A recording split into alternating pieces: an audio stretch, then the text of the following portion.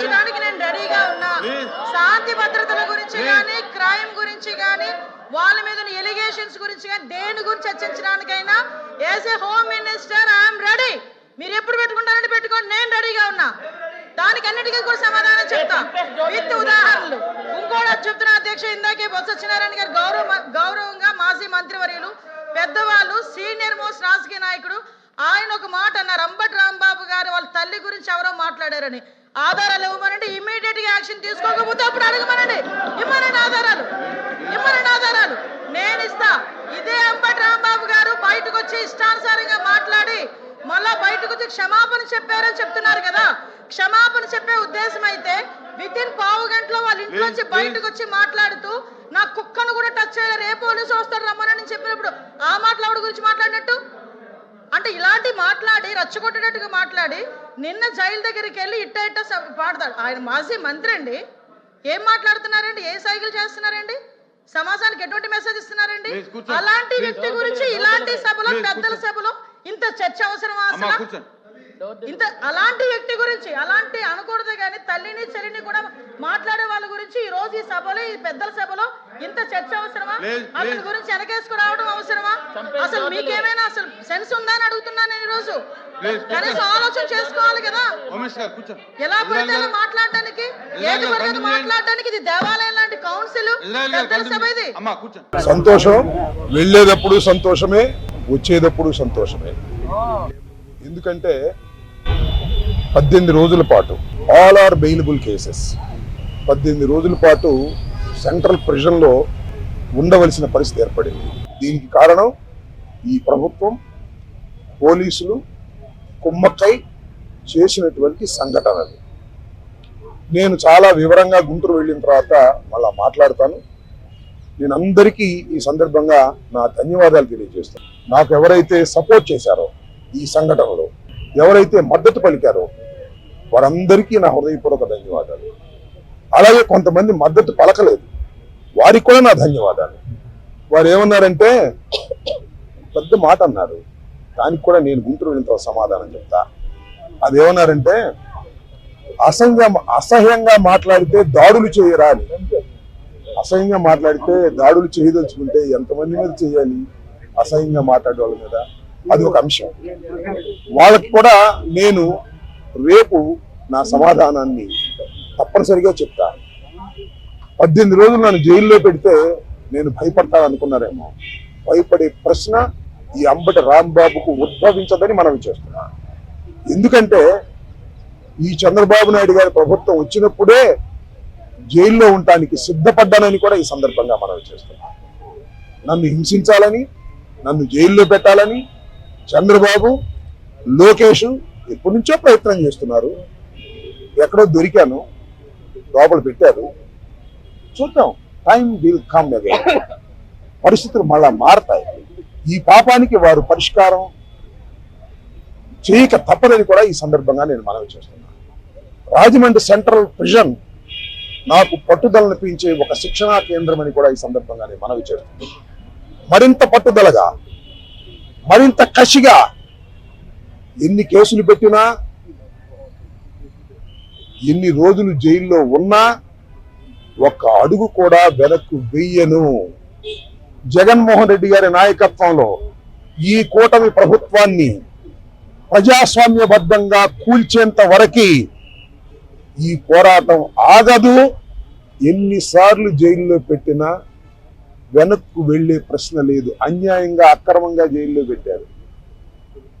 నా ఇల్లు దహనం చేయడానికి ప్రయత్నం చేశారు, నా కార్లు పగలగొట్టారు, నా ఆఫీస్ పగలగొట్టారు, నా పెళ్ళాం బిడ్డల్ని తరిమి కొట్టారు, నన్ను చంపడానికి ప్రయత్నం చేశారు, తీసుకొచ్చి జైల్లో పెట్టారు. ఏమైంది? ఏమైద్దని అడుగుతా ఉన్నా. చంద్రబాబు నాయుడు అడుగుతా ఉన్నా, లోకేష్ని అడుగుతా ఉన్నా. ఏమైద్ది? ఏమీ కాదు. మళ్ళా కాలం తిరిగి వస్తుంది. అన్నిటికీ సమాధానం ఇవాళ చాలా మంది మిత్రులు మాట్లాడారు. బయట జరిగిన సంఘటనలు నాకు తెలియదు, చాలా తక్కువ మాత్రమే, పేపర్లో ఉన్నవి మాత్రమే నేను తెలుసుకున్నాను. జైలు జీవితాన్ని నేను అనుభవించాను అనుకోకండి, ఎంజాయ్ చేశాను. ఎంత కఠినంగా ఉన్నా ఎంజాయ్ చేశాను. ఎందుకంటే ఒక రాజకీయ స్ఫూర్తితో రాజకీయాల్లోకి వచ్చినటువంటి వ్యక్తిని నేను, పట్టుదలగా ముందుకు సాగే వ్యక్తిని జైల్లో పెడితే భయపడిపోయే వ్యక్తిని, అంతకంటే కాదు మరింత ధైర్యంగా పోరాట పటిమతో ముందుకు వెళ్ళేటటువంటి వ్యక్తిని కూడా మనం చేస్తున్నాం. ఎప్పుడు ఎక్కడా తప్పు చేయలేదు. పొరపాటు మాట్లాడితే వెంటనే పశ్చాత్తాపడ్డా. పశ్చాత్తాపానికి మించిన ప్రాయచిత్తం లేదంటారే, మరి ఏమిటి? ఎంతమంది పశ్చాత్తాపడ్డారు? నేను తప్ప ఎవరైనా పశ్చాత్తాపడ్డారా అని అడుగుతా ఉన్నా. సరే, ఏది ఏమైనా టైం విల్ డిసైడ్. ఒకటి మాత్రం నేను చెప్పదలుచుకున్నాను, నాకు ఈ సందర్భంగా సపోర్ట్ చేసినటువంటి వారందరికీ కూడా పేరు పేరున నా హృదయపూర్వక నమస్కారాలు, ధన్యవాదాలు. నా పార్టీ కానివారు కూడా నన్ను సపోర్ట్ చేశారు. దాడులు చేయటం తప్పన్నారు, దాడులు అన్యాయం అన్నారు. ఒకవేళ తప్పు మాట్లాడితే కేసు పెట్టి లోపల పెట్టాలి కదా, ఇంటి మీద దాడి ఏంటి అన్నారు. దాడి చేసిన వాళ్ళకు బెయిల్ వచ్చింది. దాడి చేయించుకున్న నాకు 18 రోజుల తర్వాత బెయిల్ వచ్చింది. ఏం చేయగలిగారు? ఏం చేస్తారు? దేనికైనా సిద్ధపడి రాజకీయాల్లో జగన్మోహన్ రెడ్డి వెంట నడుస్తున్నటువంటి వ్యక్తులం. ఆ రోజు రాజశేఖర రెడ్డి వెంట నడిచాం, ఇవాళ జగన్మోహన్ రెడ్డి గారి వెంట నడుస్తాం, తుదకంటూ నడుస్తాం. బొందిలో ప్రాణం ఉన్నంత వరకు జగన్ వెంట నడుస్తాం. ఏ విషయాన్నైనా, ఎన్ని కుట్రలైనా, ఎన్ని కుతంత్రాలైనా ఎదుర్కోవడానికి సిద్ధంగా ఉన్నామని కూడా ఈ సందర్భంగా మనవి చేస్తున్నాను. అందరికీ నా హృదయపూర్వకమైన ధన్యవాదాలు ఈ సందర్భంగా తెలియజేసుకుంటున్నాను.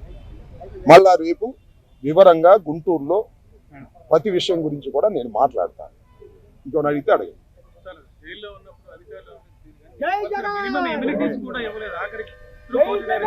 జైల్లో ఉన్నప్పుడు అధికారులు వాళ్ళ రూల్ ప్రకారం పోతారు, అక్కడ ఫుడ్డే పెడతారు. అది నాకు నచ్చిన నచ్చకపోయినా ఆ ఫుడ్డే తింటాను. ఏం కలకాలం తింటాను ఆ ఫుడ్. ఆ పెట్టిన ఫుడ్ నాకు నచ్చలేదు, ఎందుకంటే కొద్దిగా డబ్బులు ఉండవాళ్ళం కదా, మంచి ఫుడ్ తింటాం. జైల్లో మంచి ఫుడ్ కావాలంటే వస్తుందా? కోర్టు వారు నాకు ఆర్డర్ ఇవ్వలేదు. ఓకే, జైలు అధికారులు వారి ప్రవర్తన వాళ్ళది, వాళ్ళు నాకేమో స్పెషల్గా ఏం చూడాల్సిన అవసరం కూడా నేను ఎప్పుడు కోరుకోలేదు, కోరుకోను కూడా. సామాన్య ప్రశ్నలుగానే ఉండటానికి నేను ఇష్టపడ్డాను. కోర్టు ఆర్డర్ ఇస్తే బయట పోయి తిందాం అనుకున్నాం, కోర్టు ఆర్డర్ ఇవ్వలేదు, లోపల పోయి తిన్నాం. కొద్దిగా చిక్కినట్టున్నా, అయినా ఏం కంగారేం లేదు, ఏమి ఇబ్బంది కూడా ఏమి లేదు. ఆరోగ్యం బ్రహ్మాండంగా ఉంది. ఆరోగ్యం మరింత పట్టుదలగా ముందుకు సాగుతుంది.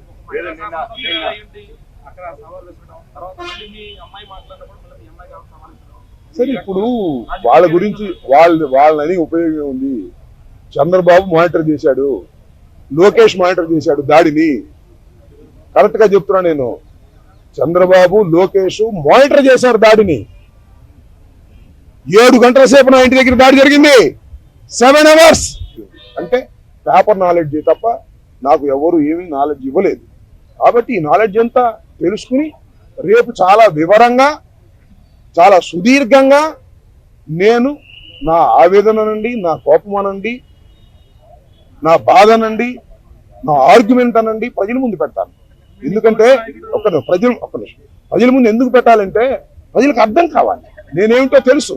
అయినా ఇప్పుడు జరిగినటువంటి సంఘటనలో చాలా పత్రికలు రాసినాయి కదా నా మీద, వాటన్నిటికీ ప్రజలకు చెప్పుకోవలసినటువంటి బాధ్యత నాకు ఉంది. కాబట్టి రేపు చాలా క్షుణ్ణంగా చెప్తాను. చెప్పండి.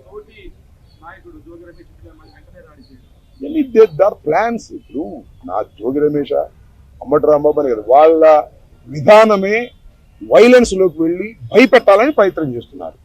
జైల్లో పెడితే భయపడతాం అనుకుంటున్నారు, ఇళ్ల మీద దాడి జరిగితే భయపడతాం అనుకుంటున్నారు. భయపడ్డారు, నా పిల్లలు భయపడ్డారు, వాస్తవమే కాదని అంటలా. ఇంట్లోకి వచ్చి నా పిల్లలు, నా మనవలు ఉన్నప్పుడు దాడి చేస్తే భయపడతారు ఎవరైనా. పోలీసులు ఏం చెప్పారు తెలుసా? మీకు ఆశ్చర్యపోతారు. సార్ మీరు పారిపోండి సార్, పారిపోండి సార్ చెప్పారు. రక్షించాల్సిన పోలీసులు ఆ గంగా వెంకటేశ్వర ఆయన, తెలుగుదేశం ఆయన, పారిపోండి సార్ అంటాడు. మీరు గోడ దిగి వెళ్తారా అని చెబుతున్నాను. నన్ను గోడ దిగి ఉండకంటే సావటం బెటరా అని చెప్పా. అది నువ్వే కదా దాడి చేస్తుందని చెప్పా. ఏంది ఇదంతా? అంతా చాలా వికృతంగా ఆటవిక రాజ్యంగా మీరు చేశారు. వీటన్నిటికీ ప్రజాస్వామ్యంలో అన్నిటికీ సమాధానం వస్తుంది ఒక రోజున. వాడికి తప్పనిసరిగా సమాధానం చెబుతాం. మీరు కేసులు పెట్టి భయపెట్టాలనుకున్నారు, భయపడం, మరింత ధైర్యంగా ముందుకు సాగుతామని కూడా ఈ సందర్భంగా మరోసారి